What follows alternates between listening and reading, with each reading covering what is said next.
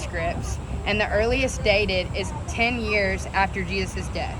And if you got really technical, in 1 Corinthians, when he's talking about the Apostles' Creed, he assumes that they've already talked about it once. So we can date Paul's writings up to a couple months after Jesus died, which is the most reliable document we have of any historical event that's ever happened, up until we got like cell phones and like electronic news.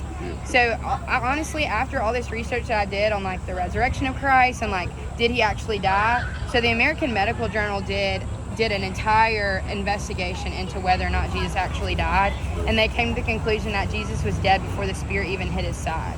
And these are like agnostics, like they don't care anything about whether or not Jesus died. Like they don't have bias in their experiment. So Jesus definitely died. You'd be laughed out of, honestly, a serious intellectual institution if you didn't believe that he died. But the question was, like, did he raise? Like, was that true?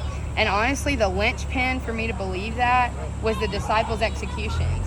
So there's 12 disciples, 11 of them are executed. Heads cut off, boiled alive, crucified upside down.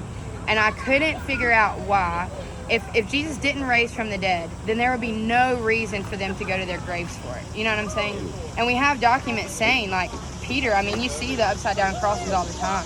He refused to be crucified upright because he felt it was dishonorable to Christ. And so he was crucified upside down, and all the while they're going to their graves singing, he lives, Jesus lives, Jesus lives, Jesus lives. So I was like, if he didn't raise from the dead, why would they die saying that he did? Because they could move on with their lives. Nobody would know. Nobody would care. They would never be written down. It wouldn't be a big deal. But he went to his grave saying, Jesus rose again. I saw it. I heard it. I touched it with my hands. Like, they were so confident that this is what happened. So I don't believe that anybody can be hoaxed or hypnotized into their death over something that they know would have been a lie. You know what I'm saying? So when we study the manuscripts, we see, like, if we can't trust the New Testament, we cannot trust any historical event that has ever happened.